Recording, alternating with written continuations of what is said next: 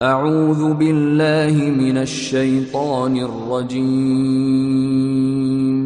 بسم اللہ الرحمن الرحیم۔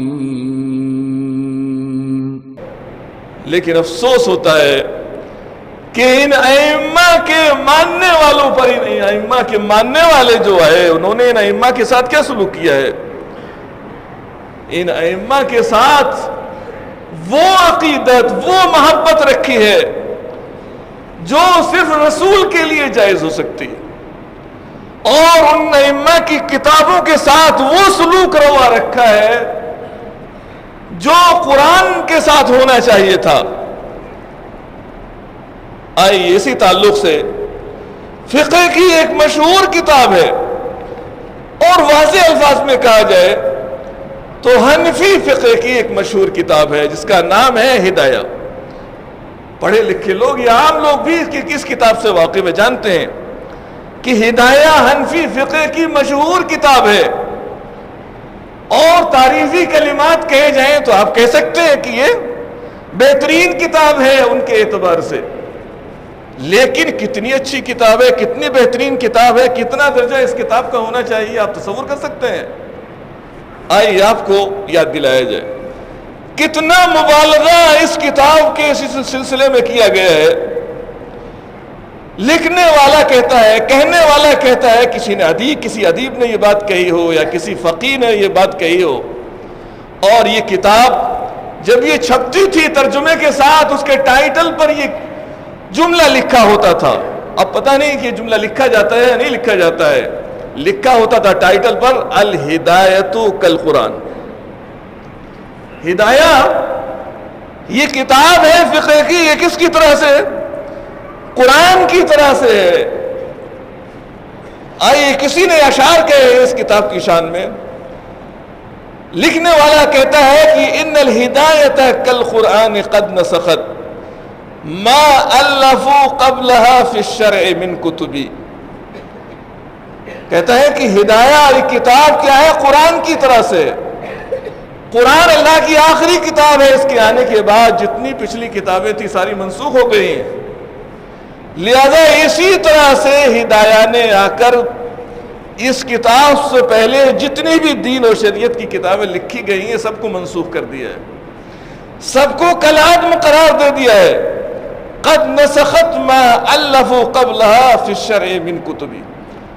کتاب کے لکھنے والوں کا تعلق 5ویں صدی ہجری سے ہے۔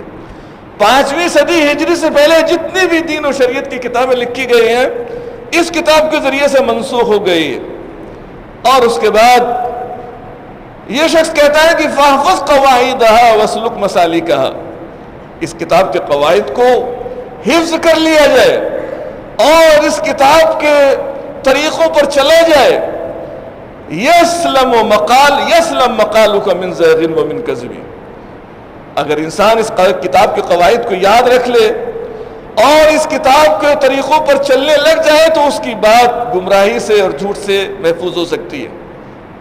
چلیے اس حد تک تو بات سمجھ میں آتی ہے کہ انسان گمراہی سے دور ہو جائے، جھوٹ سے دور ہو جائے، لیکن یہ کہاں تک کہنا درست ہو سکتا ہے، صحیح ہو سکتا ہے کہ یہ کتاب قرآن کی طرح سے، جبکہ یہ کہنے والا شخص یہ بات بھول گیا کہ اسی مسلک کے لوگوں نے اس کتاب میں جو خامیاں ہیں، جو غلطیاں ہیں وہ بیان فرمائی ہیں کہ ایک انسان کی کوشش ہے، یہ آسمانی کتاب نہیں ہے، یہ وحی الہی نہیں ہے، یہ انسان کی کوشش ہے یہ کتاب۔ لہذا یہ دعویٰ کیسے کیا جا سکتا ہے کہ یہ کتاب قرآن کی مانند ہے، قرآن کی طرح سے ہے؟ کسی بھی اعتبار سے قرآن کی مانند یہ کتاب ہو ہی نہیں سکتی ہے۔ لیکن افسوس اس بات پر ہوتا ہے کہ ائمہ کی عقیدت میں یا ان کی جو لکھی ہوئی کتابیں ہیں ان کی عقیدت میں اتنا غلو کیا جائے، اتنا غلو کیا جائے کہ ہم قرآن تک کی توہین پر اتر آئے۔ آج ہمیں شکوہ ہے، شکایت ہے مسلمانوں کو کہ غیر مسلم لوگ یا دوسری اقوام ہماری آسمانی کتاب کی توہین کرتے ہیں، اس کے اوراق پھاڑتے ہیں، جلاتے ہیں، اور جس طرح سے بھی ممکن ہے اس کی توہین کرنے کی کوشش کرتے ہیں۔ سوال یہ ہے کہ یہ کتاب ہدایت اور قرآن دونوں کا کوئی جوڑ ہو سکتا ہے, کوئی میل ہو سکتا ہے؟ قرآن کی یہ اسی طرح کی کتابوں کی مثال دینے کے لیے رہ گئی ہے. قرآن, یہ امام شافعی کی فکر دیکھیے.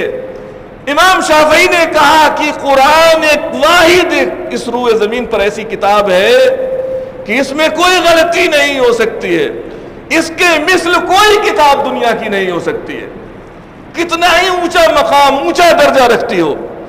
اور ہم طلبہ کو پڑھاتے ہیں اور آپ کو بھی سمجھاتے ہیں کہ قرآن کے بعد سب سے صحیح کتاب صحیح بخاری, صحیح مسلم ہے. لیکن کب کہی جاتی ہے قرآن کے بعد سب سے صحیح کتاب؟ اس امت کا اتفاق ہے, اجماع ہے, صحیح بخاری ہے, صحیح مسلم ہے. لیکن کہا یہ جاتا ہے کہ قرآن کے بعد اس کا درجہ آتا ہے. لیکن علماء نے یہ نہیں کہا کہ قرآن کے برابر اس کی حیثیت. لیکن افسوس ہوتا ہے کہ ائمہ کی لکھی ہوئی کتابوں کے سلسلے میں اتنا غلو کیا جائے, ان کو مقدس ہونے کا درجہ دیا جائے, اور یہی ایک کتاب نہیں ہے. ایک کتاب اور بھی ہے جو اس وقت بہت زیادہ متداول ہے, لوگوں کے درمیان موجود ہے, اور جسے کتنی عقیدت سے دیکھا جاتا ہے, کتنی عقیدت اس کے سلسلے میں, اس کتاب کے سلسلے میں برتی جاتی ہے. مجھے معتبر ذرائع سے یہ بات معلوم ہوئی, بلکہ سوشل میڈیا پر بہت ساری خبریں آج کل عام ہیں, موجود ہیں. بعض مساجد کے ائمہ کی یہ شکایت, ائمہ نے اپنی مسجد میں درس قرآن شروع کیا, بعض ائمہ نے اپنی مسجد میں درس حدیث شروع کیا ہے. لہذا ان ائمہ کے خلاف سخت ایکشن لیا گیا جنہوں نے درس قرآن مسجد میں شروع کیا ہے, جنہوں نے درس حدیث مسجد میں شروع کیا ہے. کیوں ایکشن لیا گیا؟ کسی کو امامت سے ہٹا دیا گیا, کسی کو اور کوئی سزا دی گئی, بہرحال جو بھی ہو. ایکشن کیوں لیا گیا؟ کہ نہیں, نہ درس قرآن ہوگا نہ درس حدیث ہوگی, اگر درس ہوگا تو فلاں کتاب کا ہوگا, اسی کتاب کو سنا جائے گا اور اسی کتاب کو سنایا جائے گا. اس کے علاوہ کوئی دوسری کتاب لوگوں کے ہاتھ میں نظر نہیں آنی چاہیے. اب آپ تصور کیجئے کہ اتنا غلو ہو, اتنی انتہا پسندی ہو مسلک کے تعلق سے یا کسی کتاب کے تعلق سے. آپ جس کتاب کا درس دیتے ہیں اس میں نہ جانے کتنی بدعات ہیں, خرافات ہیں. علماء نے نشاندہی کی ہوئی ہے کہ اس کتاب کے اندر بہت ساری بدعت پر مبنی باتیں ہیں, بہت ساری گھڑی ہوئی حدیثیں اس کتاب میں موجود ہیں, شرکیہ حکایات موجود ہیں جس سے امت میں شرک پنپتا ہے. علماء نے نشاندہی کی, اور ہم اس کتاب کو کیا سمجھتے ہیں؟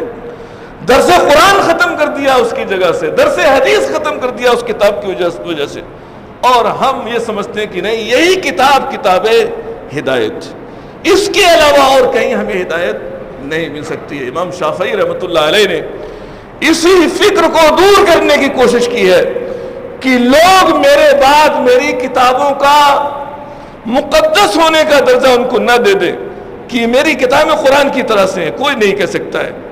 لیکن افسوس ہوتا ہے کہ ان ائمہ کے ماننے والوں پر جو اتنا غلو اپنے ائمہ کی, اپنے علماء کی ایسی کتابوں کے سلسلے میں, جبکہ ان کے علماء ہی نے ان کتابوں کی غلطیوں کی نشاندہی بھی کی ہے, اس کتاب کو کہتے ہیں کہ قرآن کی طرح سے. بتائیے قرآن کی طرح سے وہ کتاب کیسے ہو سکتی ہے؟